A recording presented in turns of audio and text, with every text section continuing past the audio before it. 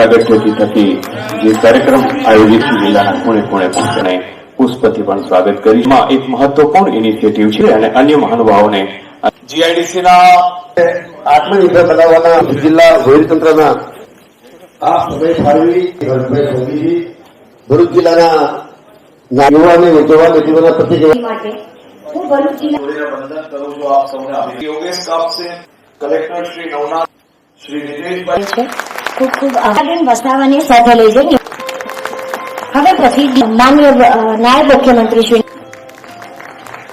મહાનુભાવોના હસ્તે અને દિલીપસિંહજી ગોહિલ ગયા દીકરી માટે અન્ય કંપની દ્વારા પ્લેસમેન્ટ જઈને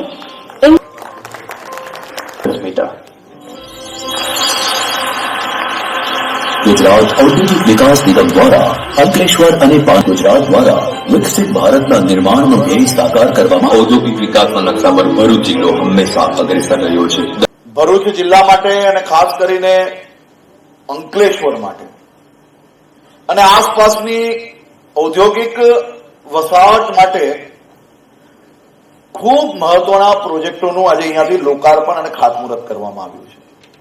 ખાલી આટલા ભાગમાં તમે વિચારો કે 482 કરોડ રૂપિયાના કામો ખાતમુહૂર્ત અને લોકાર્પણ કરવામાં આવ્યા છે.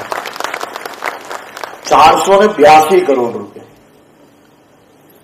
માત્ર ભરૂચ જિલ્લાની ઔદ્યોગિક વસાહતમાં 482 કરોડ રૂપિયા જો લોકાર્પણ અને ખાતમુહૂર્ત કરવામાં આવતા હોય એક જ કાર્યક્રમમાં તો એનાથી આપણે સમજવું જોઈએ કે આપણે લોકો સૌ અને ખાસ કરીને રાજ્ય સરકાર ઔદ્યોગિક વસાહતોની વ્યવસ્થાઓ માટે કેટલું ગંભીરતાથી કામગીરી કરી રહી છે.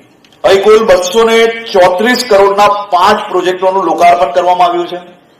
સાથે જ 248 કરોડના 5 નવા પ્રોજેક્ટોનું ખાતમુહૂર્ત બી કરવામાં આવ્યું છે. આ પ્રોજેક્ટમાં આપણા ઉદ્યોગ જગતને નવી હરણફાળ ભરાવશે અને સાથે સાથે અંકલેશ્વરને નવું ટ્રાન્સપોર્ટ નગર બનીને હવે તૈયાર છે.